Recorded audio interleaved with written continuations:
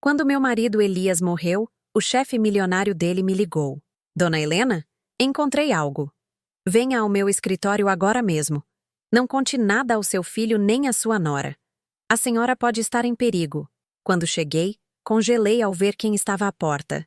Que bom que a senhora veio. Acompanhe minha história até o final e comente de qual cidade você está me vendo. Assim saberei o quão longe minha história viajou. Eu jamais pensei que depois de 45 anos de casamento, me sentiria uma estranha na minha própria vida. Mas lá estava eu, sentada no primeiro banco da igreja, no funeral de Elias, enquanto meu filho Marcelo e minha nora, Cíntia, cuidavam de cada decisão como se eu não existisse. Mamãe, deixa isso com a gente. A senhora só precisa se preocupar em ficar calma. Marcelo havia me dito naquela manhã, com aquele tom condescendente que ele havia adotado nos últimos anos. Cíntia balançava a cabeça ao lado dele com aquele sorriso falso com o qual eu tinha me acostumado. Fiquei quieta porque não tinha forças para lutar. Elias havia morrido de um ataque cardíaco 3 dias antes, de forma tão repentina que eu ainda não conseguia processar. Em um momento, ele estava tomando café comigo, falando sobre o jardim que queria plantar na primavera. E no seguinte, eu o encontrei desmaiado na garagem. Eu observei as pessoas enchendo a igreja, os colegas de trabalho de Elias, vizinhos, alguns parentes distantes. Todos se aproximavam de Marcelo e Cíntia para oferecer condolências, como se fossem eles que tivessem ficado viúvos. Eu era apenas uma idosa de 68 anos que precisava ser protegida do trauma. A vovó está muito frágil. Ouvi Cíntia cochichar para alguém. Marcelo e eu estamos cuidando de tudo. Frágil. Essa palavra me machucou mais do que qualquer condolência vazia. Elias jamais me viu como frágil. Para ele, eu era Helena, sua parceira, sua igual. Mas desde que Marcelo se casou com Cíntia, 5 anos atrás, tudo havia mudado gradualmente. Durante o serviço, notei algo estranho. Marcelo parecia mais aliviado do que enlutado. Cada vez que alguém se aproximava para consolá-lo, ele respondia com uma compostura que beirava a indiferença. Cíntia, por sua vez, tinha lágrimas nos olhos, mas algo em sua expressão parecia calculado, como se estivesse encenando. Após o enterro, na casa que Elias e eu havíamos dividido por tantos anos, as pessoas se reuniram para o almoço que Cíntia havia organizado. Sentei-me na minha poltrona favorita, perto da janela, observando minha nora gerenciar tudo como se fosse a casa dela. Helena, a senhora devia ir descansar, Cíntia sugeriu, se aproximando com uma xícara de chá que eu não havia pedido. Foi um dia muito longo para a senhora. Estou bem aqui, respondi, mas minha voz soou mais fraca do que eu pretendia. Marcelo se aproximou e sentou no sofá em frente a mim. Mamãe, Cíntia e eu estávamos conversando. Não achamos que a senhora deva ficar nesta casa sozinha. É muito grande para a senhora e, depois do que aconteceu com o papai, meu sangue gelou. Do que você está falando? Bem, Marcelo continuou, trocando um olhar com Cíntia. Existem uns residenciais sênior muito agradáveis onde a senhora ficaria mais segura, com pessoas da sua idade e atividades. Eu não vou para asilo nenhum, eu disse, sentindo a indignação me dar uma força que eu não sabia que tinha. Cíntia sentou-se ao meu lado, pegando minha mão com uma delicadeza que me pareceu insuportável. Não é um asilo, Helena.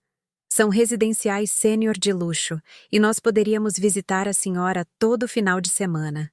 Esta é a minha casa, murmurei, mas já sentia minha determinação se esfarelar sob seus olhares de pena. A conversa foi interrompida pelo telefone tocando. Marcelo se levantou para atender, e eu pude ouvir sua voz na cozinha, embora não as palavras exatas. Quando ele voltou, sua expressão havia mudado. Era alguém do escritório do papai, ele disse parecendo aborrecido. Queriam falar com a senhora sobre alguma papelada. Que papelada? Perguntei. Não sei. Eu disse que a senhora estava indisposta, que poderiam resolver qualquer coisa comigo. Algo no tom dele me incomodou. Marcelo, seu pai trabalhou naquela empresa por 30 anos. Se querem falar algo comigo, eu tenho o direito de ouvir. Mamãe, não se preocupe com essas coisas. Nós vamos cuidar de toda a papelada e dos assuntos legais. Naquela noite, Depois que todos foram embora e Marcelo e Cíntia finalmente me deixaram sozinha, sentei-me na cama que havia dividido com Elias por tantos anos. A casa estava silenciosa demais, cheia de lembranças que agora pareciam distantes. Foi quando meu celular tocou. O número era desconhecido. Dona Helena Azevedo, disse a voz de um homem do outro lado da linha. Sou Teodoro Valença, chefe do seu marido na Sterling & Braga Investimentos. Senhor Valença, respondi, lembrando-me do nome. Elias havia mencionado seu chefe várias vezes, sempre com respeito. Minha senhora, sinto muito pela sua perda. Elias era um homem extraordinário, e todos no escritório o valorizavam imensamente. Obrigada, murmurei. Houve uma pausa, e então a voz dele se tornou mais séria. Dona Helena, eu preciso vê-la com urgência. Há algo que a senhora precisa saber sobre os últimos meses de vida do seu marido. Algo importante. Meu coração disparou. Que tipo de coisa? Não posso falar por telefone. A senhora pode vir ao meu escritório amanhã de manhã? E, minha senhora, é crucial que a senhora não conte nada ao seu filho nem à sua nora sobre esta conversa. Elias foi muito específico quanto a isso. O ar me faltou nos pulmões. Por quê? O que está acontecendo? Por favor, dona Helena, venha amanhã às 10 horas. Seu marido me pediu que, se algo acontecesse com ele, eu deveria me certificar de falar com a senhora, mas só com a senhora. A linha cortou, e eu fiquei sentada no escuro, segurando o telefone com as mãos trêmulas. Elias havia antecipado sua morte.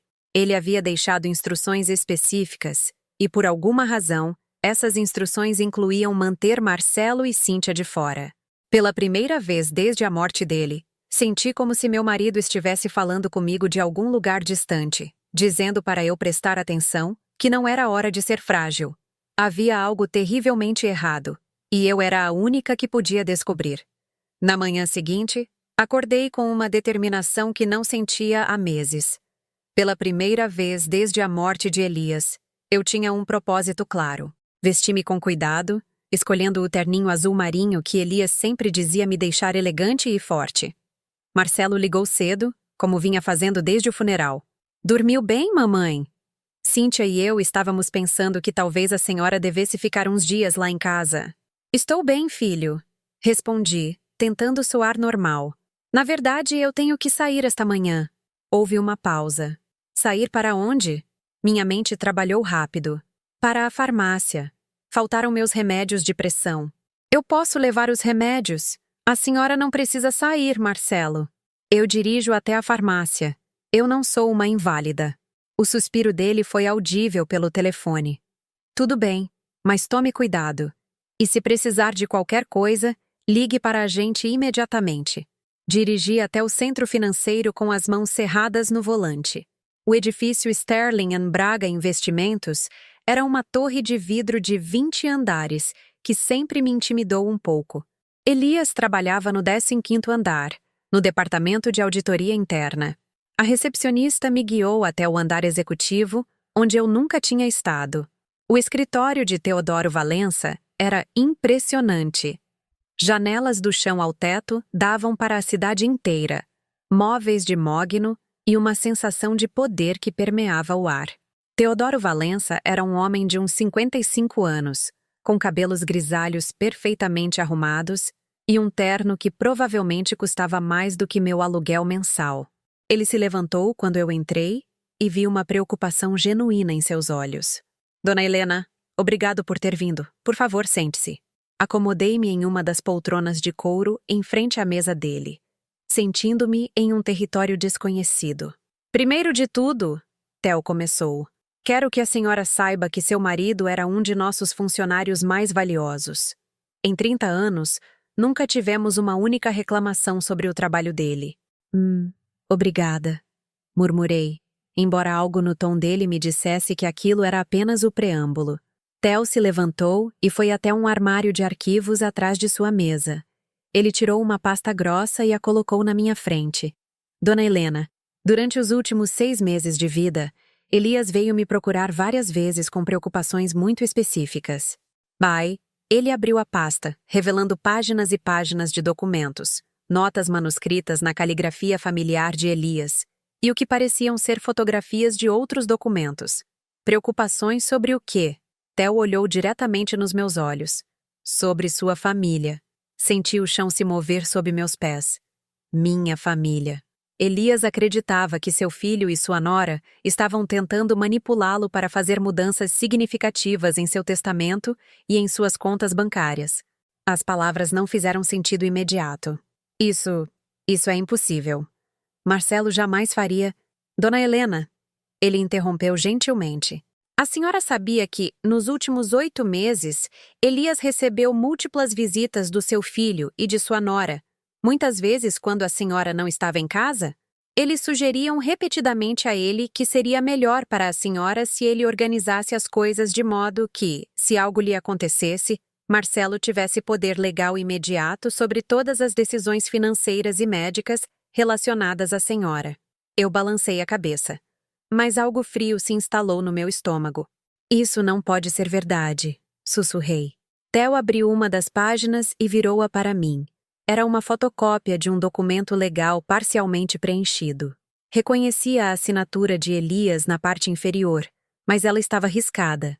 Elias me trouxe isso há 3 meses. Ele disse que Marcelo o havia pressionado a assinar, dizendo que era o melhor para a família e que a protegeria de ter que tomar decisões difíceis se ele partisse. Li as primeiras linhas do documento. Era uma transferência de procuração que daria a Marcelo controle total sobre todas as nossas finanças e decisões médicas relacionadas a mim se Elias morresse ou ficasse incapacitado. Mas ele não assinou, observei. Não. E foi isso que começou a preocupar Elias. Segundo ele me contou, ao se recusar a assinar, Marcelo ficou muito irritado. Disse que ele estava sendo egoísta, que não estava pensando no que seria melhor para a senhora. Minha mente começou a fazer conexões que eu não queria fazer. Lembrei-me das visitas de Marcelo e Cíntia no último ano, como eles pareciam sempre estar cochichando sobre algo quando eu entrava na sala. Tem mais. Theo continuou, virando para outra página. Elias também me contou que Cíntia havia começado a sugerir que a senhora estava dando sinais de confusão, de perda de memória. O quê? Aparentemente, ela havia começado a comentar tanto com Elias quanto com Marcelo que a senhora estava repetindo histórias, esquecendo conversas, que talvez precisasse de uma supervisão médica mais próxima. Senti como se tivesse levado um soco. Eu não estou. Minha memória está perfeitamente bem. Elias sabia disso. É por isso que ele começou a documentar tudo. Cada conversa, cada sugestão, cada pressão que sentia vinda deles. Theo folheou várias páginas, mostrando-me notas detalhadas na caligrafia de Elias, datas, horários, conversas transcritas. Meu marido vinha mantendo um registro meticuloso do que agora parecia ser uma campanha sustentada para minar minha confiança e obter controle sobre nossas vidas. Por que ele não me contou nada? Perguntei, sentindo lágrimas que eu não sabia que tinha. Ele me disse que não queria preocupá-la até ter certeza do que estava acontecendo. Ele esperava estar errado. Nesse momento, uma batida forte soou na porta do escritório. Theo e eu nos viramos, e meu coração parou quando vi quem entrava. Marcelo e Cíntia estavam parados na soleira da porta. Suas expressões eram uma mistura de surpresa e algo mais sombrio. Mamãe, Marcelo disse, e sua voz tinha um tom que eu nunca tinha ouvido antes. O que a senhora está fazendo aqui? Cíntia deu um passo à frente com aquele sorriso condescendente que eu agora reconhecia como uma máscara. Helena, ficamos tão preocupados quando não a encontramos em casa. Por que não nos disse que vinha para cá? Theo se levantou lentamente, e eu pude ver a tensão em cada linha do seu corpo. Senhora Azevedo, esta é uma conversa privada entre sua mãe e eu. Eu agradeceria se vocês respeitassem isso. Cíntia soltou uma risada forçada. Com todo respeito, Sr. Valença, Helena está muito frágil desde a morte de Elias. Não achamos que seja apropriado ela tomar decisões importantes sem supervisão familiar. Supervisão familiar? Repeti, sentindo a indignação crescer no meu peito. Eu tenho 68 anos. Não sou uma criança. Marcelo trocou um olhar com Cíntia que não me passou despercebido. Era o mesmo olhar que haviam compartilhado no funeral, carregado de um significado que eu não compreendia. Claro que a senhora não é uma criança, mamãe, Marcelo disse. Mas seu tom era o mesmo que ele usaria com uma criança difícil. É que queremos protegê-la de pessoas que possam se aproveitar da sua dor. Olhei para Theo, que havia permanecido em silêncio, observando a troca com uma expressão séria.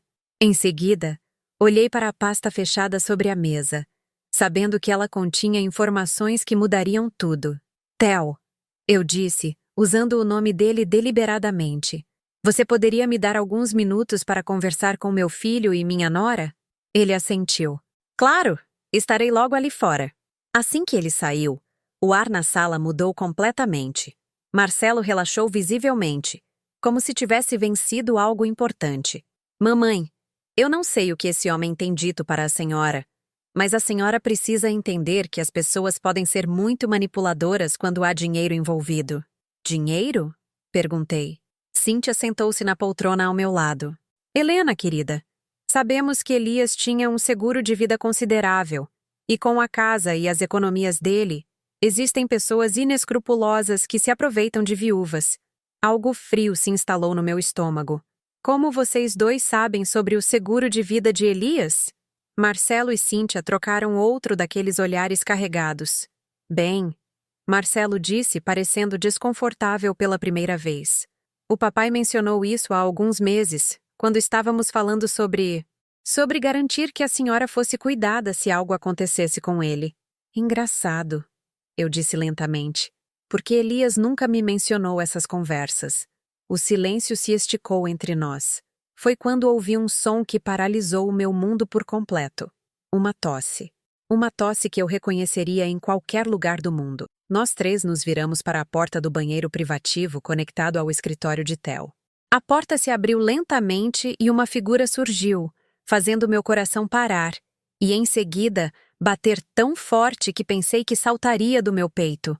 Elias, meu marido, o homem que eu havia enterrado há 4 dias, estava parado ali, vivo, respirando, olhando para mim com uma mistura de amor e desculpas nos olhos. Olá, Helena, ele disse suavemente. Eu acho que gritei. Não tenho certeza. O que lembro é que o mundo começou a girar ao meu redor.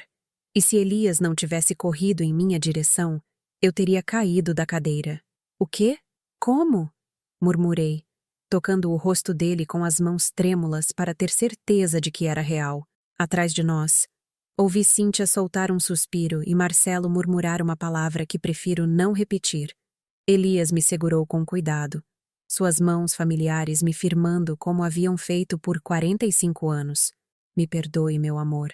Eu sinto muito por ter feito você passar por isso. Mas era o único jeito. O único jeito de quê? Perguntei, embora uma parte de mim já estivesse começando a entender. Elias olhou para Marcelo e Cíntia, e sua expressão endureceu de uma forma que eu nunca tinha visto antes. O único jeito de proteger você deles. Marcelo encontrou a voz primeiro. Isso é impossível. Você está morto. Nós vimos você. Houve um funeral. Há uma certidão de óbito. Elias se endireitou, mas manteve um braço protetor ao meu redor. Houve uma certidão de óbito falsificada com a ajuda de um médico muito discreto e um agente funerário que me devia alguns favores. Theo me ajudou a montar tudo. Mas por quê? Sussurrei. Elias olhou para mim com ternura antes de se dirigir novamente a Marcelo e Cíntia. Porque eu descobri o que vocês estavam tramando. Cíntia empalideceu. Eu não sei do que você está falando. Não, Elias disse, caminhando até a mesa e abrindo a pasta que Theo havia fechado. Então vocês não reconhecem isso? Ele puxou uma série de documentos e os colocou sobre a mesa. Mesmo de onde eu estava sentada, pude ver que eram cópias de e-mails, mensagens de texto e o que pareciam ser gravações transcritas. A mamãe está começando a dar sinais de demência. Acho que você deveria considerar a possibilidade de ela precisar de cuidados em tempo integral em breve. Se o papai assinar os documentos que preparei para ele, podemos garantir que ela tenha o melhor cuidado possível quando chegar a hora. Elias leu em voz alta do documento. Meu filho estava completamente branco. Elias continuou lendo. Cíntia concordou, e quanto antes melhor. A casa sozinha vale quase R$ 1.800.000, E isso sem contar as economias da aposentadoria dele. Sentei-me pesadamente, sentindo como se tivesse levado um golpe físico. Eles estavam planejando me declarar incapaz. Eles estavam calculando o valor da nossa casa, das nossas economias. Isso está fora de contexto, Marcelo disse desesperadamente. Estávamos preocupados com a mamãe. Só queríamos garantir...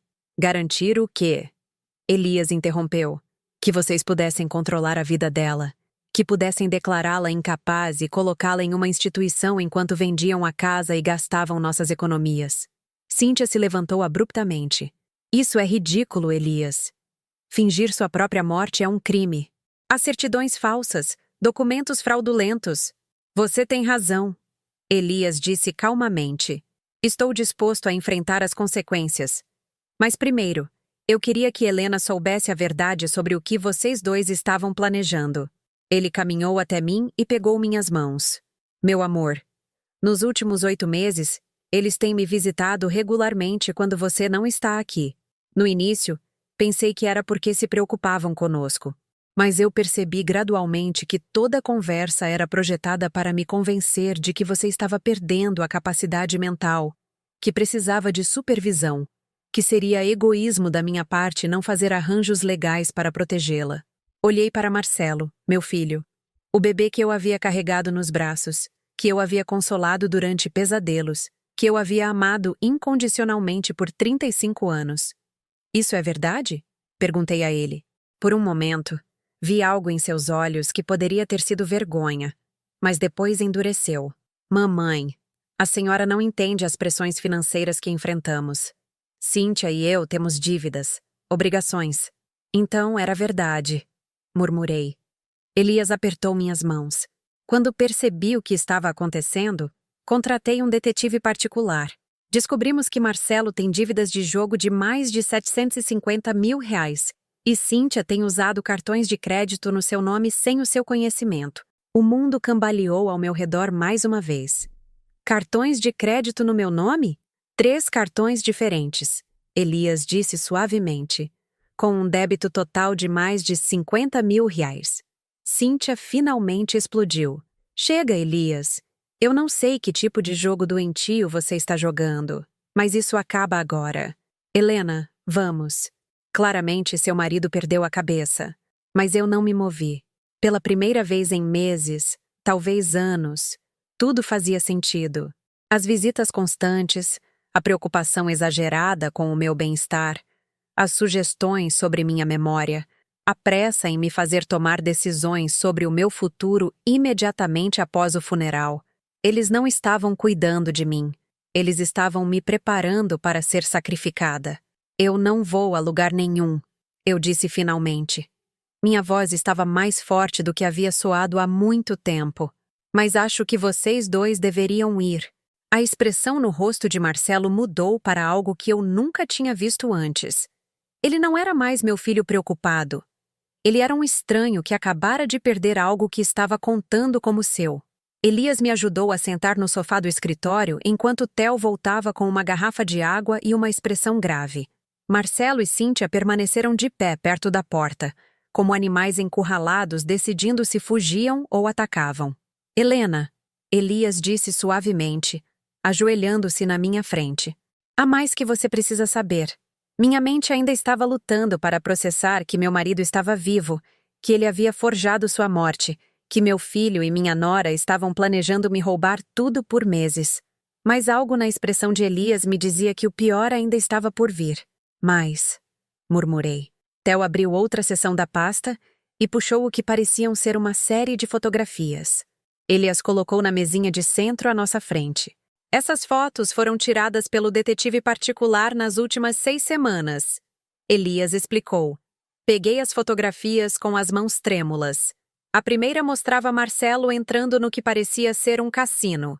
A segunda o mostrava em uma mesa de pôquer, apostando fichas que representavam quantias de dinheiro que eu não conseguia imaginar. A terceira mostrava Cíntia em uma joalheria cara, experimentando um colar que custava mais do que a nossa hipoteca. Marcelo, Elias disse, a voz fria como gelo. Você quer explicar à sua mãe como pôde apostar R$ 120 mil em uma única noite quando me disse que precisava de ajuda para pagar a hipoteca? Meu filho não respondeu, mas eu pude ver sua mandíbula se cerrar. Elias continuou. Ou talvez Cíntia possa explicar como pôde comprar um colar de R$ 20 mil na semana passada, quando vocês supostamente estão lutando para fechar as contas. Cíntia finalmente falou, a voz agora despojada de toda a falsa doçura que ela vinha usando comigo. Elias, você não sabe o que está dizendo. Aquele colar era uma imitação. Uma imitação de Tiffany & Amos? Perguntou Theo, puxando um recibo da pasta. Porque temos o recibo aqui, pago com um cartão de crédito em nome de Helena Azevedo. Senti como se tivesse levado um tapa. Você usou meu nome para comprar joias. Helena, Cíntia disse. E pela primeira vez, sua máscara se quebrou completamente. Você não entende. Marcelo e eu estamos sob tanta pressão. As dívidas dele, nossas despesas. Só precisávamos de uma pequena ajuda temporária. Temporária? Repeti. Há quanto tempo vocês estão me roubando? Elias puxou outro documento. De acordo com nosso investigador, as transações fraudulentas começaram há 1 ano e meio. Você usou as informações dela para abrir 3 cartões de crédito.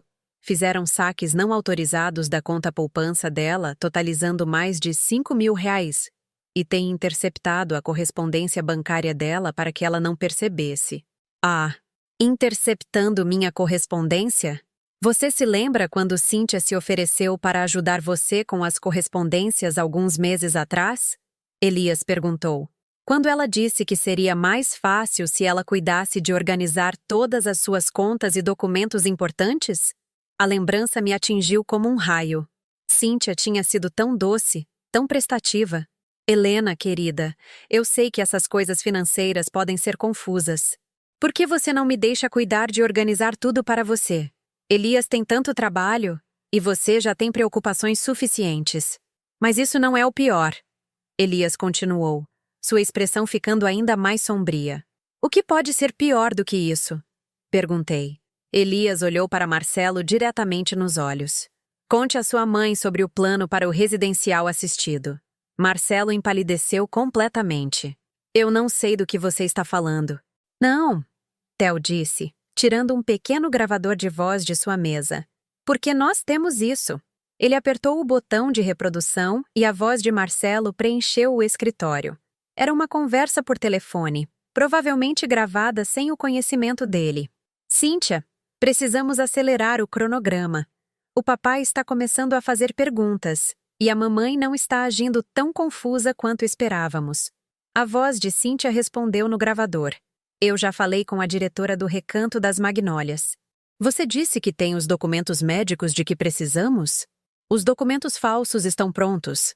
Assim que a mamãe for institucionalizada, podemos vender a casa imediatamente. O mercado está bom agora. Senti como se estivesse caindo de um penhasco. Documentos médicos falsos. A gravação continuou. E se Elias objetar? Cíntia perguntou. Elias não será um problema por muito mais tempo. Marcelo respondeu, e algo no seu tom fez meu sangue gelar. Elias pausou a gravação e olhou para mim com os olhos cheios de dor. Essa conversa foi gravada há 3 semanas, Helena. 3 semanas antes da minha morte. O silêncio no escritório era ensurdecedor. Olhei para Marcelo, tentando encontrar alguma explicação, alguma forma de que isso não fosse o que parecia. Elias não seria um problema por muito mais tempo. Repeti lentamente. O que isso significa, Marcelo? Meu filho finalmente falou. Mas sua voz era a de um estranho. Mamãe, a senhora está interpretando tudo mal. Estávamos apenas preocupados com o papai. A pressão dele estava alta. Ele estava muito estressado. Você está dizendo que estavam apenas esperando que eu morresse naturalmente? Elias perguntou se levantando. Cíntia deu um passo à frente, toda a pretensão abandonada. Elias, não seja dramático. Estávamos apenas sendo realistas sobre o futuro. Helena vai precisar de cuidados eventualmente, e é melhor planejar com antecedência. Osias, planejar com antecedência, repeti. Ou acelerar o processo. Theo puxou outro documento da pasta. Helena, esta pode ser a coisa mais difícil de ouvir. Era um laudo médico. Li as primeiras linhas com horror crescente. Paciente demonstra sinais claros de demência precoce, episódios de confusão, perda de memória de curto prazo, desorientação. Recomendada a avaliação para cuidados em tempo integral. Isso é mentira, eu disse. Minha voz era apenas um sussurro.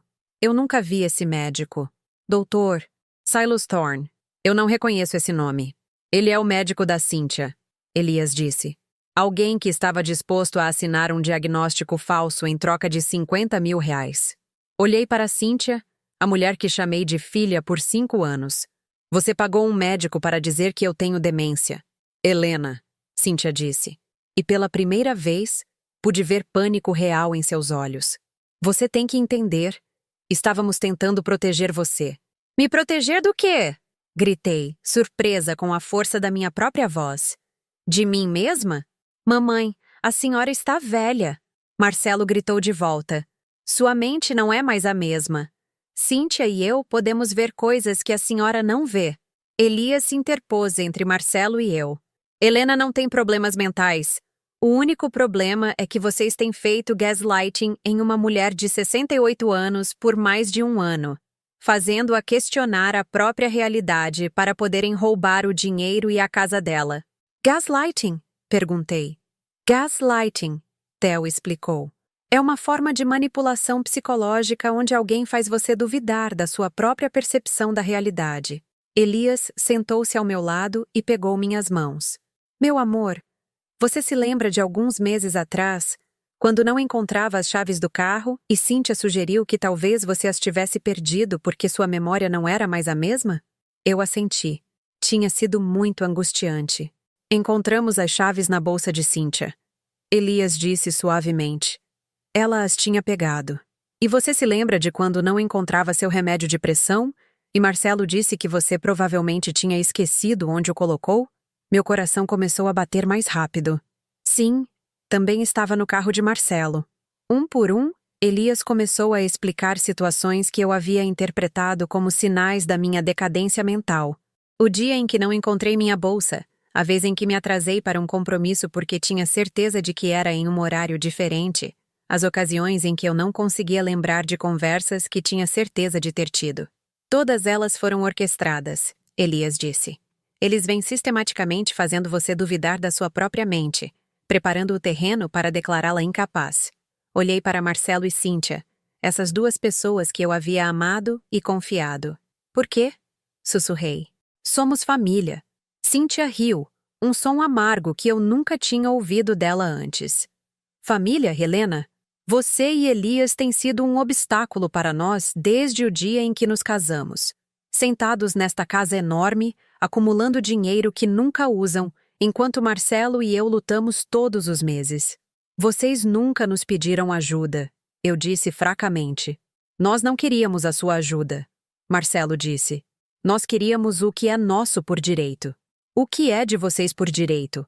Somos sua família, Marcelo. Explodi. Aquela casa deveria ser nossa. Aquele dinheiro deveria ser nosso. A senhora vai morrer em breve de qualquer maneira. O silêncio que se seguiu a essas palavras foi absoluto. Naquele momento, eu soube que havia perdido meu filho para sempre. A pessoa parada na minha frente era um estranho que vinha usando meu amor contra mim, contando os dias até a minha morte para poder lucrar. Mas eu também sabia de outra coisa. Pela primeira vez em mais de 1 ano, minha mente estava completamente clara. Eu não estava confusa. Eu não tinha demência. Eu era a vítima de uma conspiração cruel e sistemática levada a cabo pelas 2 pessoas em quem mais confiava. E agora que eu sabia a verdade, nunca mais seria a mesma. Os dias seguintes foram uma montanha-russa emocional que jamais esquecerei. Elias ficou em um hotel discreto enquanto Theo nos ajudava a navegar pelas complicações legais de sua ressurreição. Voltei para casa, mas pela primeira vez em meses, não me senti uma prisioneira na minha própria vida. Marcelo e Cynthia tinham deixado o escritório de Theo naquele dia em estado de choque e fúria. Não tive notícias deles por 48 horas, até que apareceram na minha porta em uma manhã de quarta-feira. Eu os observei chegar da janela da sala de estar. Marcelo caminhava com aquela determinação que eu reconhecia da infância, quando ele havia feito algo errado e estava determinado a me convencer de que não era culpa dele. Cíntia o seguia, mas algo em sua postura me dizia que a estratégia desta vez seria diferente. Abri a porta antes que eles pudessem tocar a campainha. "Olá, mamãe!" Marcelo disse, e sua voz tinha aquela qualidade cuidadosamente controlada que ele usava ao tentar gerenciar uma situação difícil. "Marcelo, Cíntia." E minha voz soou mais fria do que eu pretendia, mas não tentei suavizá-la. "Podemos entrar?" Cíntia perguntou. "Precisamos conversar." Eu os deixei entrar, mas não os convidei a sentar. Ficamos na sala de estar que havia testemunhado tantos encontros familiares felizes e que agora parecia um campo de batalha. "Mamãe," Marcelo começou, "temos pensado muito sobre o que aconteceu no escritório." "Tenho certeza que sim." Cíntia deu um passo à frente. "Helena, acho que há muitos mal-entendidos aqui." "Sim, Marcelo e eu estávamos preocupados com o seu bem-estar, mas tudo o que fizemos foi com as melhores intenções." "As melhores intenções?" Repeti. "Como usar meu nome para abrir cartões de crédito." "Esses cartões eram para emergências," Marcelo disse rapidamente. "Despesas que poderiam surgir relacionadas aos seus cuidados, como um colar de 20 mil reais." Cíntia suspirou. "Tudo bem, eu cometi um erro, mas Helena, você tem que entender a pressão sob a qual estávamos. As dívidas de Marcelo, nossas despesas... Suas dívidas não são minha responsabilidade," eu disse, surpresa com a facilidade com que pronunciei essas palavras. Marcelo mudou de tática. "Mamãe, o papai está manipulando a senhora. Não parece estranho ele forjar a própria morte? Que tipo de homem faz isso? Que tipo de homem? O tipo de homem que está tentando proteger a esposa de um filho que está planejando roubar tudo dela." "Nós não estávamos roubando." Marcelo explodiu. "Aquela casa, aquele dinheiro, ia ser nosso de qualquer jeito. Estávamos apenas tentando acelerar o processo porque precisávamos de ajuda." A honestidade brutal daquela declaração me deixou sem palavras por um momento. "Marcelo," eu finalmente disse, "você está me dizendo que estava esperando que Elias e eu morrêssemos para que você pudesse ter nosso dinheiro. Não é assim que soa." Cíntia interveio desesperadamente. "Todas as famílias planejam o futuro. Famílias não planejam declarar seus pais incapazes com laudos médicos falsos." Cíntia empalideceu. "Aquilo foi apenas uma precaução caso a senhora realmente precisasse de cuidados no futuro. Uma precaução pela qual você pagou 50 mil reais." Marcelo passou as mãos pelo cabelo, um sinal de que estava perdendo a paciência. "Mamãe, escute a si mesma. A senhora ficou paranoica. O papai está enchendo sua cabeça com ideias malucas." "Ideias malucas," repeti.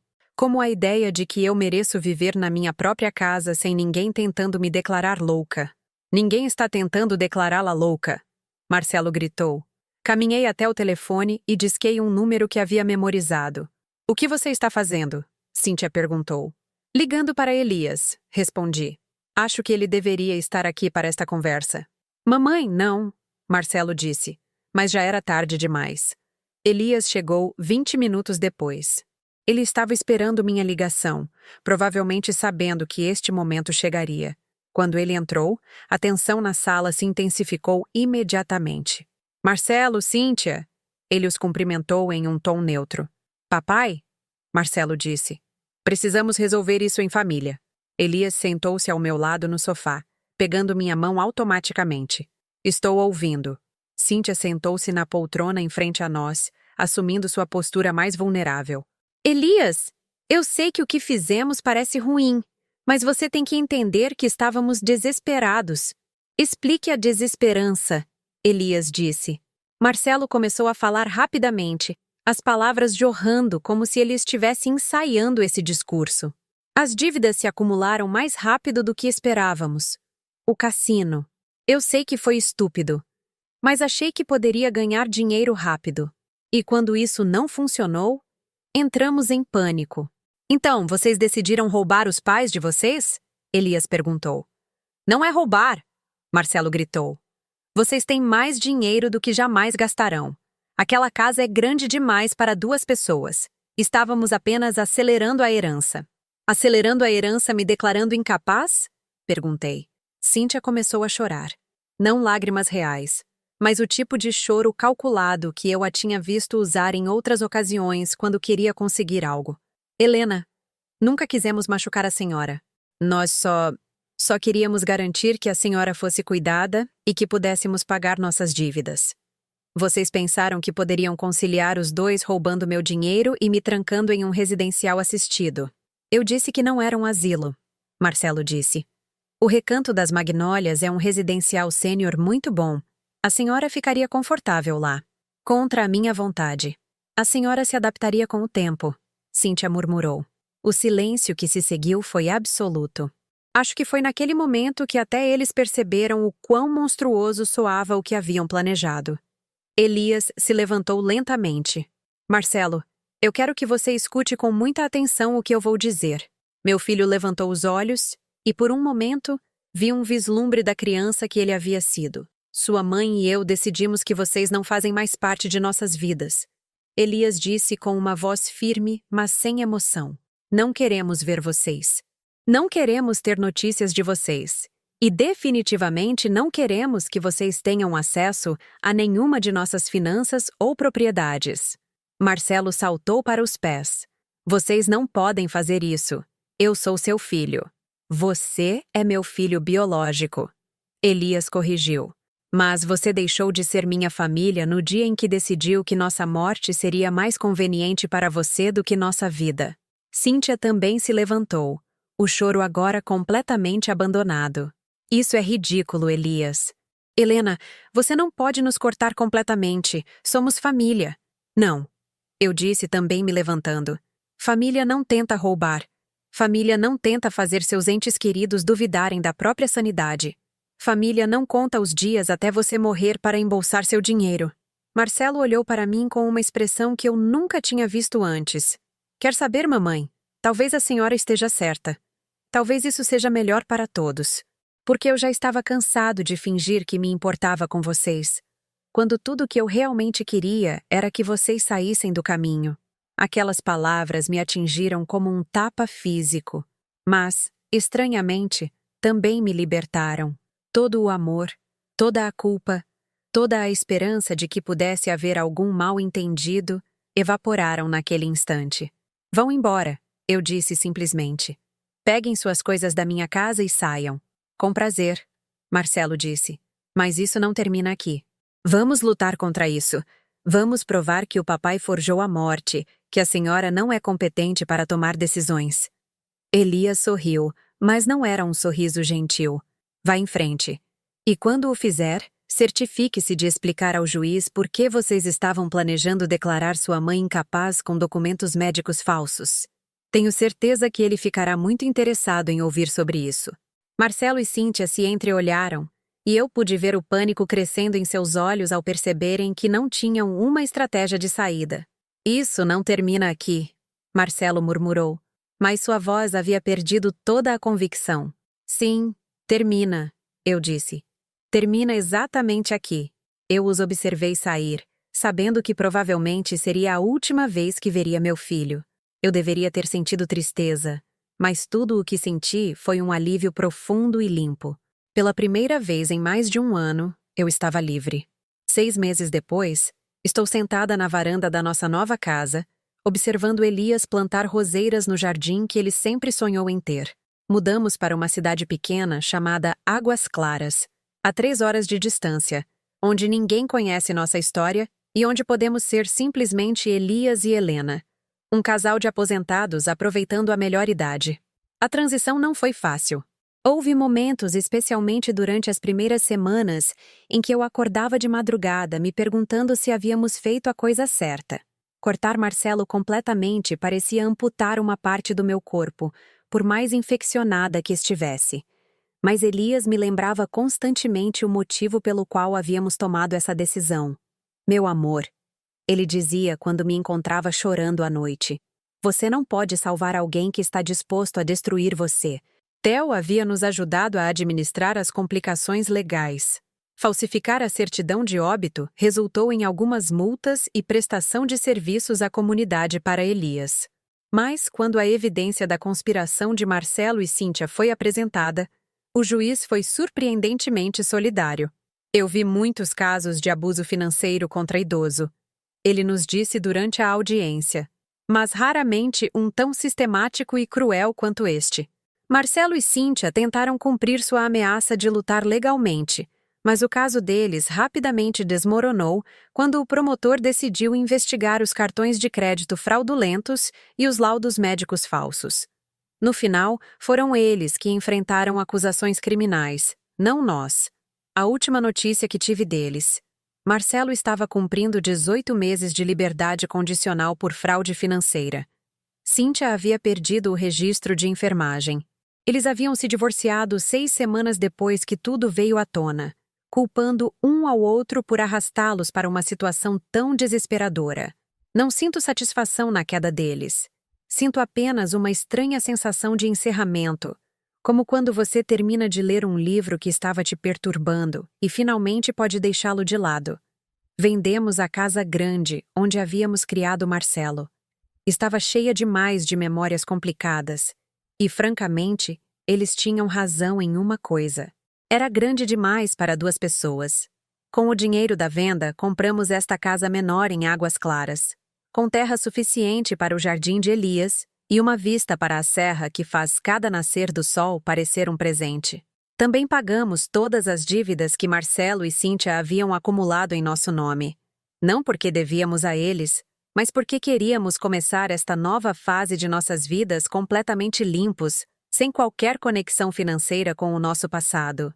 Você acha que Marcelo algum dia vai entender o que fez? Pergunto a Elias em uma noite enquanto preparamos o jantar juntos. Elias para de picar os legumes e me olha com aqueles olhos sábios que me fizeram apaixonar por ele 46 anos atrás. Eu não sei, meu amor, mas não é mais nossa responsabilidade ensiná-lo. Essa é a lição mais difícil que aprendi nestes meses. Por 35 anos, senti-me responsável pela felicidade e pelo bem-estar de Marcelo. Mesmo quando ele se tornou adulto, mesmo quando se casou, ele ainda era meu bebê que precisava de proteção e orientação. Mas alguns adultos escolhem caminhos que seus pais não podem seguir. E às vezes, o amor mais verdadeiro é saber a hora de deixá-los ir. Fizemos novos amigos aqui. Brenda e Jorge, o casal vizinho, nos convidaram para jantar na semana passada. Durante a conversa, Brenda mencionou que eles haviam cortado relações com o filho há 10 anos. Ele era viciado. Ela explicou simplesmente. E toda vez que tentávamos ajudá-lo, ele nos arrastava para o caos dele. No final, tivemos que escolher salvar nosso casamento e nossa sanidade, ou continuar sendo vítimas da destruição dele. Foi difícil? Perguntei. Jorge pegou a mão de Brenda. Foi a decisão mais difícil das nossas vidas. Mas foi também a que nos salvou. Eu não tinha percebido até aquele momento o quanto precisava ouvir que não éramos os únicos pais que tiveram que tomar uma decisão tão extrema. Nesta manhã, Elias me trouxe café na cama, uma rotina que desenvolvemos em nossa nova vida. Enquanto tomava meu primeiro gole, notei que ele havia deixado uma carta na mesinha de cabeceira. O que é isso? Perguntei. Chegou ontem. É do Marcelo. Meu coração parou por um momento. Você leu? É para você. Segurei a carta por vários minutos antes de abri-la. A caligrafia era a mesma que eu tinha visto em milhares de cartões de Dia das Mães, mas as palavras eram as de um estranho. Mamãe? Começou. Eu sei que a senhora provavelmente não quer ter notícias minhas, mas preciso lhe dizer algo. Cíntia e eu nos divorciamos. Ela culpou tudo o que aconteceu nas minhas dívidas de jogo, mas sei que a verdade é mais complicada do que isso. Ele continuou explicando que estava fazendo terapia, tentando entender como havia chegado ao ponto de conspirar contra os próprios pais. A terapeuta diz que tenho problemas de merecimento, que sempre senti que merecia as coisas sem trabalhar por elas. Chegou ao ponto no final. Não estou pedindo perdão porque sei que não mereço. Eu só queria que a senhora soubesse que eu entendo o que fiz e entendo por que tiveram que se afastar de mim. Se um dia quiser me dar outra chance, estarei trabalhando para ser a pessoa que eu deveria ter sido o tempo todo. Quando terminei de ler, entreguei a carta a Elias. O que você acha? Acho que ele parece alguém que está tentando mudar, eu disse honestamente. Mas também acho que palavras são fáceis. Elias assentiu. E o que você quer fazer? Nada. Eu disse, surpreendendo-me com a certeza da minha resposta. Quero continuar vivendo nossa vida. E se um dia ele provar com ações reais que mudou, talvez possamos reconsiderar. E se ele nunca o fizer? Olhei pela janela para o jardim, onde as roseiras que Elias havia plantado estavam começando a florescer. Então, viveremos uma vida linda sem ele. Naquela tarde, enquanto Elias trabalhava no jardim, decidi escrever minha própria carta, não para Marcelo, mas para mim mesma, uma espécie de declaração de independência da culpa que eu vinha carregando. Querida Helena, de 68 anos, escrevi, perdoe-se por amar tanto a ponto de quase custar-lhe tudo. Perdoe-se por confiar tanto a ponto de quase custar-lhe a sanidade. Perdoe-se por acreditar que o amor familiar é sempre incondicional. Mas celebre também a sua força. Celebre que, quando você finalmente viu a verdade, teve a coragem de agir de acordo. Celebre que você escolheu sua própria vida em detrimento do conforto de todos os outros.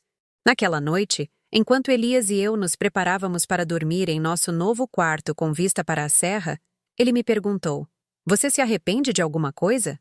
De ter cortado ele completamente? Não, respondi sem hesitar. De não ter percebido o sinal antes, às vezes. E de eu ter forjado minha morte? Eu sorri. Foi dramático, mas eficaz. Elias riu. Definitivamente eficaz. Ficamos em silêncio por um momento, ouvindo os sons da noite em nossa nova casa. Sabe o que é o mais estranho? Eu disse finalmente. O quê? Eu me sinto mais jovem agora do que quando tinha 50 anos. Como se eu estivesse carregando um peso que nem sabia que estava ali. Elias pegou minha mão no escuro. É o que acontece quando você para de viver para os outros e começa a viver para si mesma. Nesta manhã, recebi uma ligação de Brenda, nossa nova vizinha. Helena, ela disse, um grupo de nós vai à feira de produtores no sábado e depois pensamos em almoçar naquele novo café francês. Você gostaria de vir? Eu adoraria, respondi sem hesitar. 1 ano atrás, eu teria que consultar Marcelo e Cíntia, ter certeza de que eles não precisavam de nada, considerar se era apropriado para uma mulher da minha idade sair com amigos. Agora, eu simplesmente digo sim às coisas que me fazem feliz. Enquanto escrevo estas linhas, sentada na minha varanda com uma xícara de chá e o som de Elias assobiando enquanto rega suas roseiras, percebo que esta é a primeira vez em décadas que me sinto completamente livre. Livre da culpa, livre das expectativas, livre da necessidade de justificar minhas decisões para pessoas que nunca tiveram meus melhores interesses em mente. Marcelo estava certo sobre uma coisa. Elias e eu provavelmente não viveremos muitos anos mais, mas os anos que nos restam serão nossos. Vividos em nossos próprios termos, cercados por pessoas que nos amam incondicionalmente e sem segundas intenções. E eu descobri que isso vale mais do que qualquer laço familiar tóxico que eu possa ter perdido no processo. Às vezes, a maior liberdade vem de ter a coragem de caminhar para o desconhecido, deixando para trás até mesmo aqueles que você mais amava, quando o amor se tornou indistinguível do mal. Hoje à noite, vou dormir profundamente pela primeira vez em 2 anos, sabendo que amanhã vou acordar para uma vida que é completamente minha. Gostou da minha história? Se você ouviu até o fim, deixe um número 1 nos comentários. Se gostou, você pode me apoiar curtindo o vídeo e mandando um Pix. Tenho muitas outras histórias de vida como esta no meu canal, então não deixe de se inscrever e conferir. Adicionei 2 novas histórias na tela que todo mundo adora. Obrigada por estar aqui. Até a próxima.